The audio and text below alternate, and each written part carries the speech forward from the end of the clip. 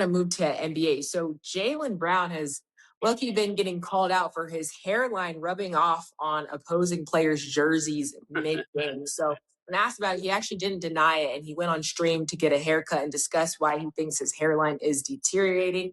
He jokingly said, "I blame Boston, 10 years of stress, the media, the championship.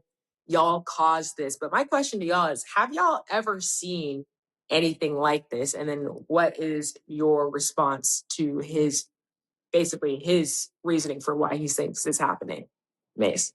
Oh man. I was just in the gym of Wheeler High School where Jaylen Brown comes out of that great program. Shout out to all the coaches up there, the players up there, King David. There's a lot of people coming out of that school that's gonna be phenomenal. And when it comes to Jaylen Brown, I think this is just something that's happening inevitably as these kids put so much time into their craft and work to get to this level, a lot of stress levels.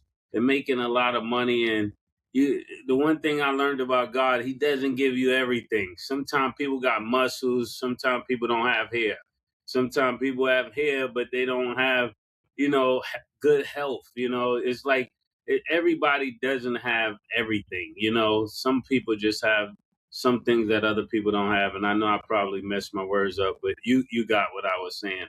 And I think for a person like him, you just got to embrace it, or you got to use, I think they got something called Flow, where it's like a waterproof spray. He didn't have to do that. That his barber was being cheap. I blame his barber for that. I don't even blame him for that, because there's some people, they stuff could wash out. I was even on somebody's meme one time. They said I got a hair piece, right? Because I've been brushing my waves so much, the front of my hair, when it sweat, it would curl. It would curl because I've had waves so long. All the wavers know this stuff, but I think that's funny when people say that. But his situation, when it's rubbing off on people's jersey, that's kind of crazy. One time I saw him do the move, and then he tried to go up and under, pause, and it was a whole black spot on OG's. That's what you're talking about, right? On OG's uniform. And I was just like, "Oh, this is not going to go well." And then when I saw Shaq and Kenny get it, and Barkley got involved, it was just up from there. So I'm glad he embraced it. I'm glad he didn't try to, duck it. He dealt with it head on, pause. And that's the way you should handle it. God, you didn't get everything. Yeah, he got homeboy from Miami. This is 3 people in a week and a half that he's done this to. There's like the nigga from Miami, he got him last album night. The young nigga was like, "Yo, what the fuck?" Like, "Yo, what are you doing?" This is what I have to say about all this.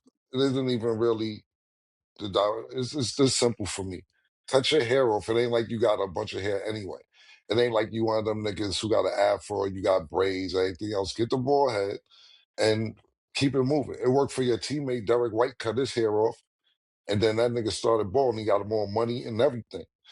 Made it to the Olympics, all that shit after he cut his shit off. That's what I Mhm. would do. It ain't like you got a motherfucking afro. It ain't like you got braids. Cut your hair off. It's like, I know you young and you don't want to accept it. Cut it off. Secondly, I think if you cut it off, it might be better because you know what? What we're noticing is this, um, Jaylen Brown, and I fuck with you. You think you're a great basketball player, but you was looking like one of them niggas, and to the point where niggas was like, "Yo, he might be better than Tatum." Yo, I don't know. I would take Jaylen Brown over Tatum. Yeah, Mace, you was one of them. It don't look like it no more. Because when Tatum went out, you ain't do shit against the Knicks. You let them niggas beat y'all niggas. And this year, niggas don't even talk about you. You're not even a threat. Like when Jason Tatum is not there, nobody's scared of Boston.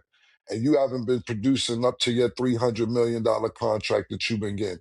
All we've been talking about is Edge Combs, Tyrese Maxey, what Jalen Brunson's been doing, the Greek Freak, Wemby, Luca, Shea Gildress, Oklahoma City. Without Tatum, you're not a topic.